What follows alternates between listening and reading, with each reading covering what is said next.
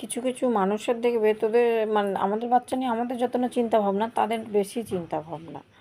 হ্যাঁ, তোমার বাচ্চা নিয়ে যদি একটু ভিডিও করেছে বলবে দিদি পড়তে বসান, না হলে স্কুলে পাঠান, আপনি যেমন নাচছেন নাচাবেন না।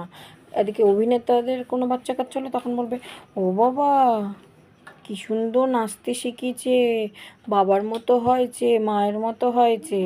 হ্যাঁ, তাদের বেলা বাবার মতো মায়ের মতো হয়েছে, আর তোদের বেলা করাবেন না, কারণ তারা করে বলে সেটা করবে।